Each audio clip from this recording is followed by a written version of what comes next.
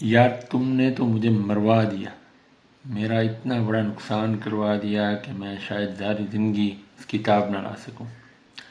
ایسا ہوتا ہے نا دنیاوی دوستیوں میں، بعض اوقات ہمارے دوست ایسے ہوتے ہیں جو آستین میں چھپے سانپوں کی طرح ہوتے ہیں، اور بعض اوقات بظاہر ہمیں سنسیئر دوست ملتے ہیں لیکن ان کی وجہ سے بھی ہمارے بڑے بڑے نقصان ہو جاتے ہیں۔ تو دوست ہونا کیسا چاہیے؟ سب سے پہلی بات تو یہ ہے کہ دوست جسے آپ دوست سمجھتے ہیں یا دوست کہتے ہیں، اس کا کچھ نہ کچھ کرائٹیریا ہونا چاہیے۔ اس کی وجہ کیا ہے کہ وجہ یہ ہے کہ کچھ دوستیاں جو ہے نا وہ آپ کے لیے وبال جان بن سکتی ہیں۔ اس کی دلیل مثال کے طور پہ قرآن میں اللہ تعالیٰ نے فرمایا سورہ فرقان میں، کچھ لوگ قیامت والے دن کہیں گے یا ویلتا لیتنی لم اتخذ فلانا خلیلا، ہائے افسوس، ہائے میری بربادی کہ میں کاش فلاں کو دوست نہ بناتا، اس نے مجھے اللہ کے ذکر سے گمراہ کر دیا، مجھے ہٹا دیا اللہ کے راستے سے، جہنم میں لے گیا۔ پھر اس کے بعد ایک اور جگہ پہ آتا ہے الاخلاء یومئذ بعضهم لبعض عدو الا المتقین، کہ جو جگری یار ہوں گے نا دوست اخلاء، وہ قیامت والے دن ایک دوسرے کے دشمن بنے ہوں گے، الا المتقین، سوائے ان کے جو متقین ہیں، جو تقوی اختیار کیے ہوئے ہیں۔ تو محسوس یہ ہوتا ہے، معلوم یہ ہوتا ہے کہ دوست وہ دوست جو آپ کی آخرت نہ سنوارے، آپ کے ایمان کا کوئی فائدہ نہ کرے۔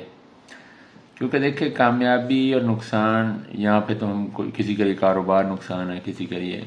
اس کا فیل ہو جانا نقصان ہے، لیکن اصل بات کیا ہے فمن زحزح عن النار وادخل الجنہ فقد فاز، کہ جو جہنم کی آگ سے بچا لیا گیا جنت میں داخل کر گیا، اصل کامیابی تو وہ ہے۔ تو اگر کوئی دوست آپ کو اس میں ہیلپ آؤٹ نہیں کر رہا، اس اصل کامیابی میں، آپ کے ایمان میں آپ کو فائدہ نہیں دے رہا، بلکہ اس کی خلوت سے آپ اللہ سے مزید دور ہوتے جا رہے ہیں، تو اس کے بارے میں آپ کو فکر کرنی چاہیے، اور آپ نے کو دیکھنا چاہیے کہ اصل میں آپ کا دوست ہے کون، جو کہ آپ کی فلاح چاہ رہا ہے یا نہیں چاہ رہا۔ مثال کے طور پہ دوستی بناتے وقت نبی صلی اللہ علیہ وسلم نے فرمایا المرء علی دین خلیلہ فلینظر احدکم من یخالل، کہ تم میں سے ہر کوئی جو ہے نا وہ اپنے دوست کے دین پہ ہوتا ہے۔ تو جب دوستیاں بنانے لگو تو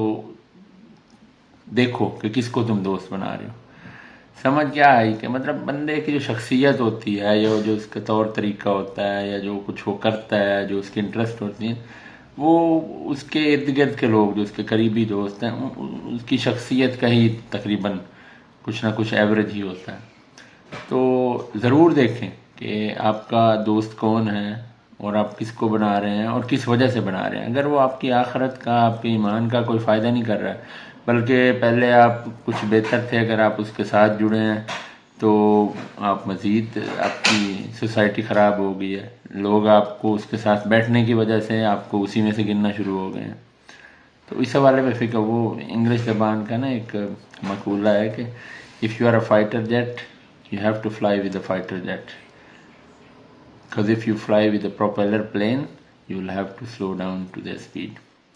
تو مطلب کیا ہے کہ اگر آپ جنگی جہاز ہیں نا تو آپ جنگی جہازوں کے ساتھ اڑیں یا اپنے سے بہتر کے ساتھ رہیں، یا کم از کم اپنے جیسوں کے ساتھ رہیں۔ اگر آپ پروپیلر پلین، جسے ہم کہتے ہیں نا پنکھے والا جہاز، اس کے ساتھ اڑیں گے نا جنگی جہاز ہو کے، تو پھر آپ کو اپنی سپیڈ کم کرنی پڑے گی، تو اس کا امپیکٹ آپ پہ آئے گا۔ کوشش کریں کہ اپنے سے بہتر جو اللہ کا ڈر رکھنے والے لوگ ہیں ان کی محفل میں بیٹھیں، ان کے ساتھ دوستیاں لگائیں، جس سے آپ کو دنیا میں تو فائدہ ہوگا ہی ہوگا، آخرت میں بھی فائدہ ہوگا۔ اس کی مثال ہے نا کہ نبی صلی اللہ علیہ وسلم نے فرمایا کہ اچھے جلیس، اچھے ساتھ بیٹھنے والے دوست کی مثال ایسے ہے کہ جیسے کوئی عطر والا ہے، آپ اس کے بعد بیٹھیں گے، کچھ لے نہ لے اور نہیں تو آپ کے ساتھ خوشبو تو جائے گی۔ اور برے دوست کی مثال ایسے ہے کہ جیسے کوئی وہ لوہے کی بٹھی میں پھونک مارنے والا ہے،